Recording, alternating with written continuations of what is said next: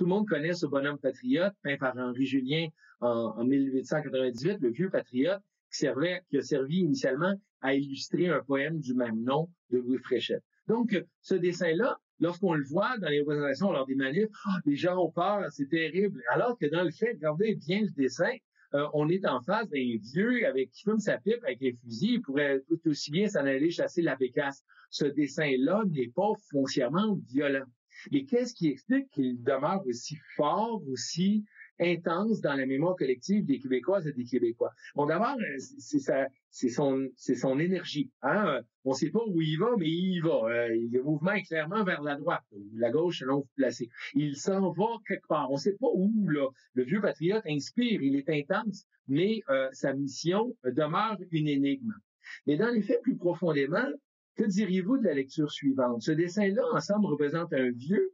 Regardez sa tête, là, on lui donne 80 ans avec sa pipe, mais qui surmonte un corps jeune et vigoureux. Et c'est ça qui est intense dans ce dessin-là, selon plusieurs, c'est qu'il fait cohabiter la mémoire du vieux avec l'énergie du jeune. En d'autres mots, c'est un véritable appel à « je me souviens ».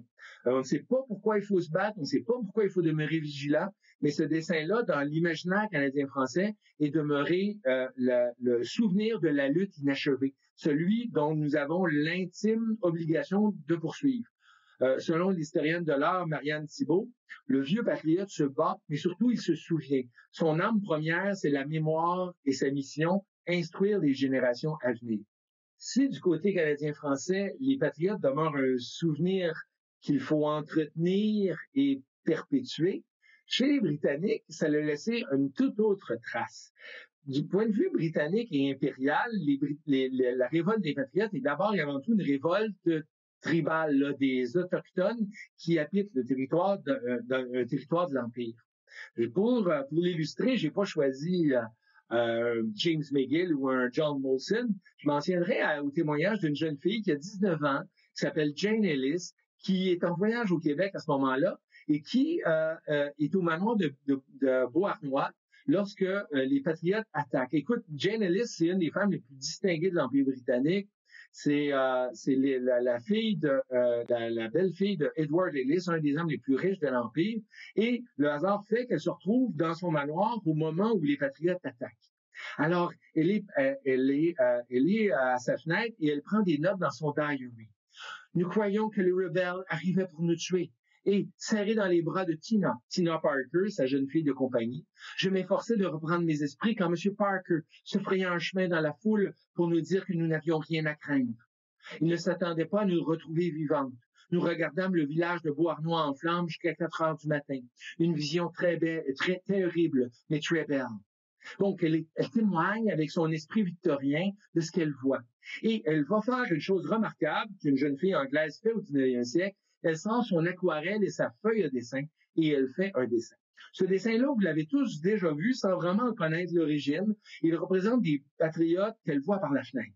Elle voit ceci. Elle voit ceci et ce dessin-là est un véritable témoignage de sa perception qu'elle a de ceux qui attaquent son château. Regardez-les comment elle peint des patriotes dépenaillés, pieds nus, habillés avec des frustes, quasiment des poches de patates. Le seul élément saillant, c'est la fameuse ceinture fléchée qu'ils portent. Mais pour le reste, très peu d'armes, des bâtons, des fourches. Pour elle, c'est le danger. Pour elle, ce sont des véritables aborigènes qui la menacent dans sa vie, dans ses biens. Regardez comment elle dessine là, les traits d'un jeune homme qui a l'air plutôt enragé que revendicateur. Sa peur traduit en somme une méconnaissance. Elle trouve ça étrange, bizarre. Qui sont ces êtres qui me menacent? Que veulent-ils au juste? Ça traduit d'abord et avant tout une ignorance mutuelle. Elles n'ont aucune idée de ce qu'ils veulent, de ce qu'ils sont. En attendant, elles se contentent de les caricaturer comme des brutes qui la menacent. Disons-le clairement, pour la plupart d'entre nous, Lord Durham se résume dans l'histoire du Québec à jouer le rôle d'un enfant de chien, celui qui méprisait le Québec, les francophones, et qui souhaitait au mieux les assimiler. Il n'y a rien de plus éloigné de la vérité que ce cliché. Lord Durham, présenté comme un raciste, ben voyons donc. Tout au contraire, Lord Durham est un représentant typique de l'Empire britannique. Pour lui, la diversité culturelle et linguistique de l'Empire britannique ne fait pas de doute. Il envisage tout au mieux que ces peuples-là puissent continuer à vivre selon leurs us et coutumes. Le problème, c'est qu'il envisage la société canadienne-française comme une société qu'il faut casser. Il faut la casser parce qu'elle présente trop d'homogénéité et trop de solidarité interne. Je m'explique. Il doit, en 1838, jeter un regard sur les causes de la rébellion patriote. Et il doit, en somme, trouver une manière de mettre fin à ce soulèvement. Il constate un certain nombre de choses. La première, c'est qu'on invoque des motifs politiques, mais lui, dit-il, en fait, c'était une lutte de race. Et comment rompre cette lutte de race-là? Ben, il faut d'abord, avant tout, mettre fin à la cohésion du groupe canadien-français. Il faut le morceler, le diviser. Une des manières, c'est de l'assimiler à la population anglophone. Mais l'essentiel n'est pas là. L'essentiel, c'est de faire en sorte qu'elle perde sa caractéristique de cohésion. Lui, ce qui l'effraie, c'est que toute une nation, tout un peuple se rallie derrière ses chefs, comme Papineau, comme Nelson ou Chénier. Il faut rompre cette unanimité afin que, par exemple, le Québec se morcelle entre des conservateurs et des progressistes, entre, par exemple, la gauche et la droite, pour qu'ils puissent jouer le jeu du parlementarisme britannique et que le groupe canadien-français cesse d'agir d'une manière autonome ou à l'unisson. Plus important encore, Jean Durham n'a pas de véritable mépris envers les Canadiens français. D'ailleurs, il parle très bien français. Il a une grande administration pour la culture française de France, mais constate que les Canadiens français ici se bloquent eux-mêmes dans leur épanouissement. Lord Durham, c'est, comme vous ne l'avez jamais vu, dans les prochaines minutes, je vais me faire violence et je vais essayer de me placer de son point de vue pour vous expliquer combien son message est à la fois terrible, mais en même temps très pertinent, parce qu'il nous parle en 1839 comme il pourrait nous parler en 2021. Il dit d'abord que c'est pour les tirer de leur infériorité que je veux donner aux Canadiens notre caractère anglais. Il le croit intimement. Pour lui, le fait de parler français en Amérique du Nord est un handicap qui nous confine à une minorité, qui nous fait en sorte que nous ne pouvons pas participer au progrès matériel et technologique qui embrasse à l'époque le Canada anglais et les États-Unis. Il va être encore plus insidieux et incisif lorsqu'il s'adresse aux plus instruits. Il aurait pu dire, je m'adresserai maintenant aux étudiants du Cégep du Montréal et je leur dirai ceci. Je le désire pour l'avantage des jeunes instruits que la différence du langage et des usages sépare du vaste empire auquel elles appartiennent. C'est particulièrement insidieux de se faire dire ça. Et il n'a pas tort, objectivement, lorsqu'il dit en somme que le fait de parler français comme langue maternelle fait en sorte que vous n'avez pas la capacité aussi fluide qu'un anglophone d'aller travailler à Los Angeles, à New York, à Toronto ou Vancouver. Il est pertinent lorsqu'il dit que on va traîner cette caractéristique-là et que ça va toujours être un surcroît de travail que d'avoir à s'intégrer à l'économie nord-américaine. Et lorsqu'il devient particulièrement pertinent et cruel, c'est lorsqu'il s'adresse à la classe ouvrière, à ceux qui sont nés en français et qui vont rester toute leur vie francophones. Je désire plus encore l'assimilation pour l'avantage des classes inférieures. S'ils essaient d'améliorer leurs conditions en rayonnant aux alentours, ces gens se trouveront nécessairement de plus en plus mêlés à une population anglaise. S'ils préfèrent demeurer sur place, la plupart devront servir d'hommes de peine aux industriels anglais. Il vient, en 1839, en écrivant ceci, il vient littéralement d'annoncer le prochain siècle de l'histoire du Québec. Du fait de l'échec des patriotes et du fait que les Québécois vont alors plutôt choisir de se refermer sur une identité franco-catholique, on le sait là avec l'essor que va prendre le clergé catholique, ça va avoir, vous pouvez faire ça, dit-il, vous n'êtes pas obligé de vous assimiler, je vous ai fait une offre généreuse là, du point de vue d'un impérialiste anglais. Et si vous renoncez à cette appartenance à l'Empire, je vous annonce ce qui va vous arriver. Vous allez soit devoir vous expatrier aux États-Unis ou en Ontario, et là, vous allez nécessairement être assimilé. C'est le destin que vont connaître plus de 500 000 Québécois francophones qui vont quitter le Québec, effectivement, pour aller se faire assimiler en Nouvelle-Angleterre et au Canada anglais. Ou, si vous décidez de rester au Québec, ben, vous serez des hommes de peine ou des prolétaires. Et effectivement, c'est ce qui s'est produit. Les Québécois ont bel et bien participé à la révolution industrielle, mais strictement à titre de prolétaires, d'ouvriers non qualifiés, sous-payés, dans des quartiers malfamés, vivant dans des taudis indignes. En somme, il y a une lecture que nous propose Derham qui est terrible, mais profondément vraie, compte tenu de la réalité historique qui va se dévoiler dans le siècle suivant, ces rébellions patriotes. C'est un fail qu'un étudiant m'a envoyé il y a quelques sessions, je la trouve toujours aussi drôle. Cohabite à la même adresse l'Office québécois de la langue française et Office des personnes handicapées. OK. En d'autres mots, Derham considère que c'est un handicap que de parler français. Et il a pas tort.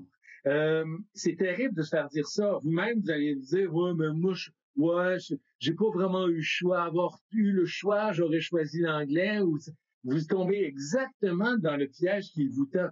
Moi, du point de vue que je viens de vous vendre, sans doute, c'est plein de bon sens. Et on peut faire cette lecture-là. Mais je pourrais aussi vous convaincre que le fait de parler français est un enrichissement extraordinaire pour la population du Québec, un fait unique en Amérique du Nord, qui explique à lui seul, par exemple, la diversité de notre vie culturelle, artistique, sociale, du seul fait que nous ne sommes pas asservis au mainstream anglophone du Canada anglais ou des États-Unis. Mais il y aura un temps pour expliquer ce point de vue. Nous assimiler pour notre bien, tentation permanente de se fondre dans cette Amérique anglaise. Or, ce chant des sirènes, hein, les Québécois n'ont pas cessé de l'entendre depuis un siècle et demi. C'est pour ça que Derham demeure un pivot dans notre histoire, une épée de Damoclès au-dessus de chacune de nos têtes. À quoi bon demeurer français? Pourquoi conserver à tout prix notre identité? Ne serait-il pas plus simple de tous se mettre en anglais? Ce serait tellement plus aisé et on pourrait parler l'anglais sans accent et comprendre les paroles de Nirvana. Je blague à peine, mais il demeure on rappelle donc ainsi la pertinence encore de nos jours du message que Derham donnait au peuple canadien français dès 1839. Derham, en filigrane, nous dit aussi que de conserver nos usages nous confine à la fermeture et nous jette tout droit dans les bras d'un clergé catholique qui va nous prendre, nous serrer, nous étouffer et nous laisser et entretenir notre sous-développement. Ça aussi, ça a la vie longue. Regardez comment on a jugé notre histoire du fait que le clergé nous aurait gardé dans le passé, nous empêchant de nous ouvrir à la réalité nord-américaine. On peut entretenir ce genre de discours-là, il est recevable, mais il ne traduit jamais qu'une vision caricaturale de la réalité. On va apprendre à nuancer les prochains cours. Résumons-nous à ce moment-ci, au moment d'aborder le dernier point. Ce cours assez complexe, là, vous l'avez saisi, nous a permis de voir un peu comment deux sociétés pouvaient partager le même territoire, mais évoluer de manière parallèle. L'une tournée vers son épanouissement local, régional, autour de la vallée du Saint-Laurent, tournée vers l'agriculture, tandis que l'autre est d'abord et avant tout dans une perspective impériale, envisage la vallée du Saint-Laurent comme essentiellement une pièce dans le puzzle que constitue l'Empire britannique. Les uns s'appellent Canadiens parce qu'ils s'associent au sol, tandis que les autres se disent d'abord et avant tout Britanniques. Ils vont se dire Britanniques pratiquement jusqu'à des années 1950 au Canada. Au terme de cette cohabitation-là, des tensions sont apparues très tôt. On l'a bien vu là, avec la naissance des institutions parlementaires, un quasi-pays, une quasi-démocratie, le mouvement soulèvement des patriotes, son échec et le jugement terrible que jette à partir de ce moment-là le rapport Derham.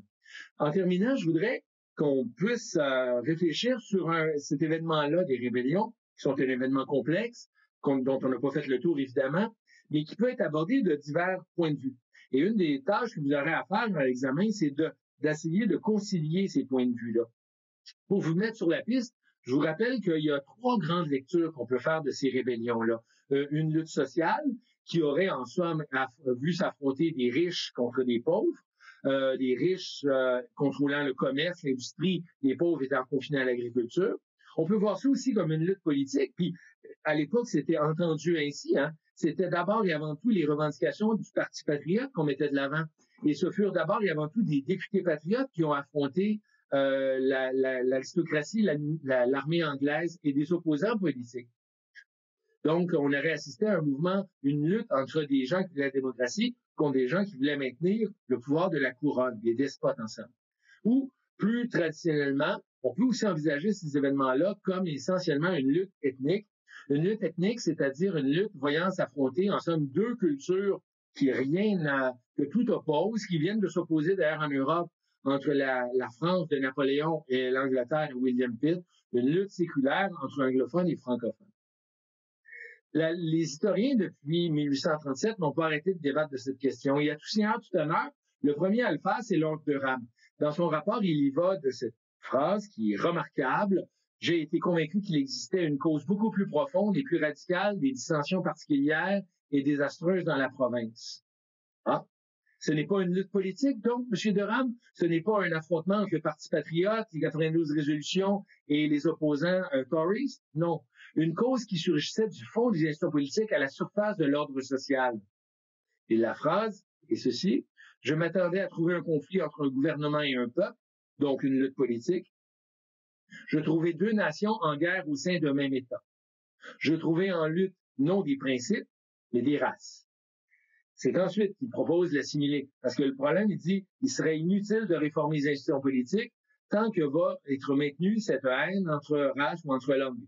Il faut donc se débarrasser d'un groupe linguistique parmi eux.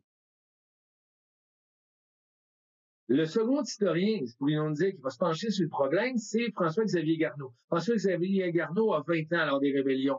Et dans la première histoire du Canada, il écrit ceci.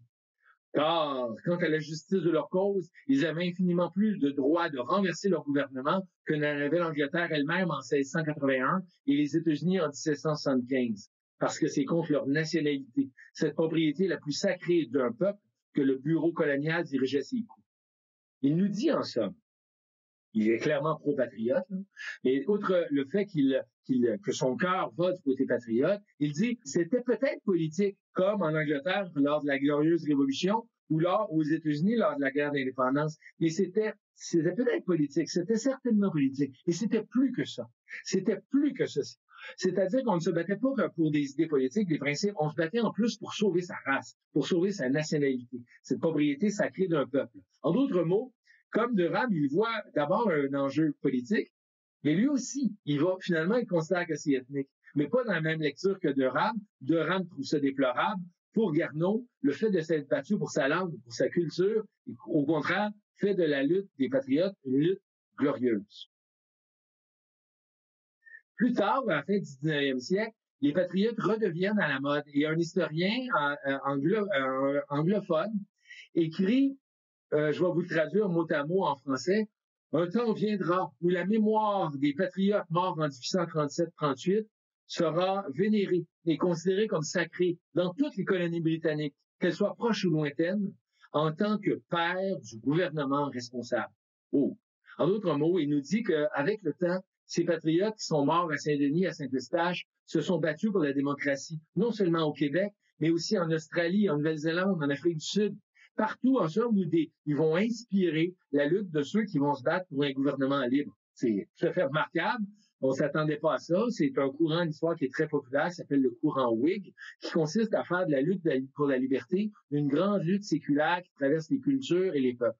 Mais outre ce fait, la lecture que John Fraser fait, c'est une lecture clairement politique. Ce sont les idées politiques des patriotes qui mettent de l'avant, même que ces idées politiques-là peuvent très bien être adaptées à n'importe quel contexte afin de voir triompher ce qu'on va appeler plus tard le Commonwealth britannique, c'est-à-dire une fédération de peuples libres à l'intérieur de l'Empire. Maurice Séguin est un historien nationaliste de la Révolution tranquille au Québec. Et le regard qu'il jette est particulièrement lucide en 1968.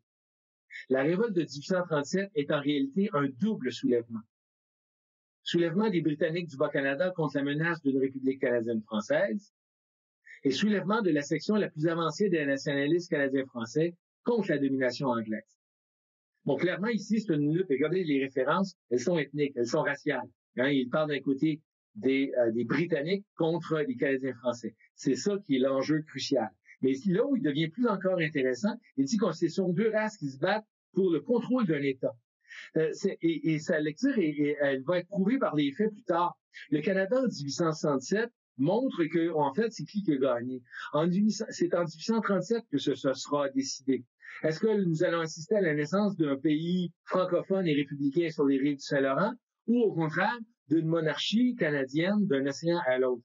La réalité historique prouve que ce sont les deuxièmes qui ont gagné, que les Britanniques l'ont emporté. Mais présenter 1837 en somme comme une guerre civile qui oppose deux nations au sein d'un même État pour le contrôle de l'avenir, en somme. Qui va gagner? Fernand Ouellet, un historien de la même époque, mais antinationaliste, est particulièrement insidieux et baveux à propos des patriotes. Sa vision va longtemps, d'ailleurs, dominer dans l'historiographie québécoise. Il écrit « Les insurrections de 37-38 peuvent être définies d'abord comme un mouvement d'indépendance nationale dirigé par les classes moyennes canadiennes-françaises à leur profit. » Et au profit de qui? Des classes moyennes. Il parle de qui? Il parle de nos avocats notaires qui n'ont pas de job, qui n'ont pas de clients et qui visent le contrôle de l'État afin de satisfaire leurs propres ambitions. Cette élite révolutionnaire voit l'avenir en fonction d'une économie agricole et de la survivance de l'ancien régime social qui aurait enraciné le sous-développement pendant plusieurs décennies et renforcé les seigneurs et le clergé. Les patriotes étaient révolutionnaires mais réactionnaires. Ils voulaient empêcher le progrès, bloquer le développement en le figeant autour d'une vieille société d'ancien régime. C'est particulièrement insidieux. Et il conclut, c'est en fonction de ces vues et de ces objectifs que les nationalistes font appel aux masses et les mobilisent en 37-38. En d'autres mots, on leur lance du patriote par-ci, d'une nation canadienne-française par-là, et dans le fond, la véritable raison d'être de ces rébellions, c'est une rébellion sociale. Il y a un groupe social très précis, les classes moyennes canadiennes-françaises, qui souhaitent s'emparer de l'État, s'emparer des postes de députés, de fonctionnaires, des emplois bien payés dans la fonction publique. Et pour ça, ils parlent de nation, ils parlent de liberté, ils parlent de démocratie, mais dans le fait, c'est une lutte sociale qu'ils mènent contre l'élite britannique afin de s'emparer de l'État. Gérald Bernier va vous plaire parce que le regard qu'il jette me rappelle la présence des anglophones. Je le lis.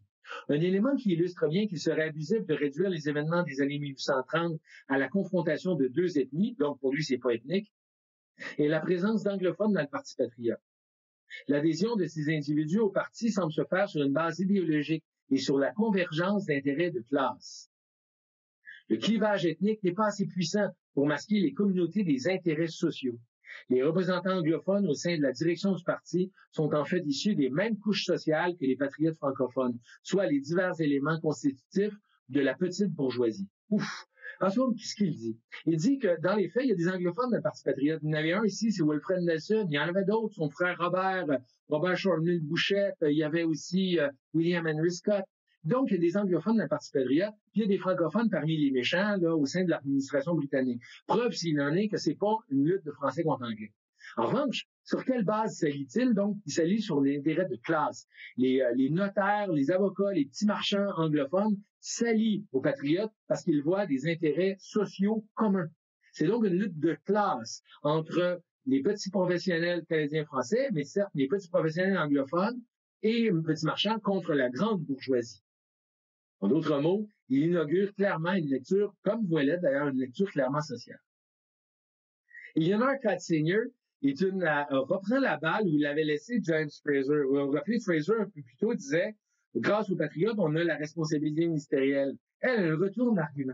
Et elle nous dit, ce que plusieurs ont échoué à se demander, c'est si le fameux gouvernement est responsable, la démocratie, on l'aurait eu de toute façon. Puis peut-être même avant 1849, s'il n'y avait pas eu la lutte fratricide de 37-38. C'est important et intéressant. Elle nous dit ensemble, les patriotes nous ont fait perdre du temps. Ils nous ont empêché la marche vers la démocratie en braquant le gouvernement, en menant des arrestations, en imposant la loi martiale. On a fait en sorte qu'on n'a pas assisté à un développement pacifique, lent et progressif vers la démocratie. Elle fait ensemble une lecture politique, mais à contrario de Fraser, elle pense que les patriotes nous ont pas fait progresser, mais ils nous ont retardé sur la marche allant vers la démocratie.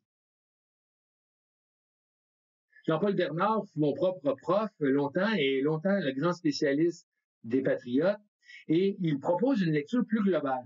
Il dit les rébellions dans les colonies du Bas-Canada apparaissent ainsi comme une crise sociale généralisée.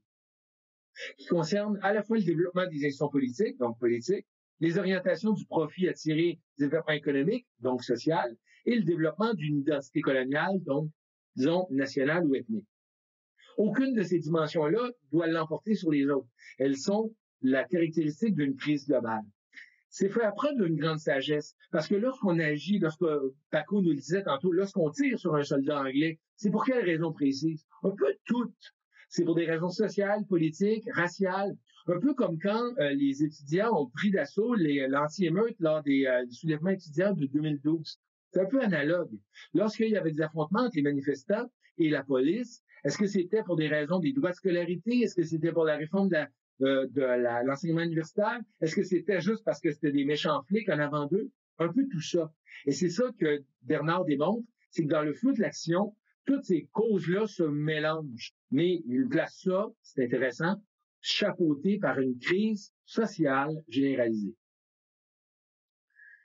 Alan Greer, lui, est très intéressant. Il prend acte d'une lecture purement sociale, comprenons-nous bien. Mais il montre justement que les patriotes n'étaient pas si unis que ça à cause des fractures sociales qui composaient ce mouvement. Le mouvement patriote réunit les villes et les campagnes, des paysans et des bourgeois, sous une bannière d'une cause anti-impériale commune, pourrions-nous dire d'une cause nationaliste. En dépit des efforts pour favoriser l'unité, il est cependant inévitable que se dessinent des tendances divergentes au sein de l'Alliance patriote. Les origines, la vision et les intérêts matériaux des paysans des campagnes sont en effet très différents de ceux des bourgeois des villes. Ah ah ah! Il dit en d'autres mots, vous pourriez voir l'ethnicité, vous pourriez voir unis les avocats et les paysans francophones unis dans une cause nationale commune. Et quand on gratte un petit peu, on voit que leurs intérêts ne sont pas les mêmes. Que les bourgeois patriotes des villes et des villages ont des intérêts parfois très différents de ceux des agriculteurs et des colons des concessions. Et que si les patriotes n'avaient pas été battus si tôt, sans doute il y aurait eu de profondes divergences à l'intérieur du mouvement patriote du fait des motivations sociales de chacun des acteurs. Très modestement, j'ai beaucoup publié sur les rébellions et je proposerai en terminant ma propre vision. Le Bas-Canada est d'abord très tôt aux prises avec une crise sociale aiguë, causée par une concentration éhontée de la richesse et par l'exclusion d'une vaste majorité de la population, confinée à l'agriculture de subsistance. Cette majorité prend ensuite conscience qu'elle est sans pouvoir au plan politique, maîtresse d'un parlement sans pouvoir et en but à une oligarchie qui monopolise l'exercice du pouvoir.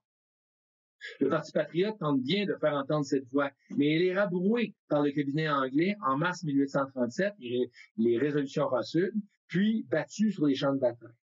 La crise sociale devenue politique dégénère en une crise ethnique au moment de l'affrontement et surtout lors de la répression qui frappe presque strictement les Canadiens français, et ce, avec une brutalité sans pareille dans l'histoire canadienne.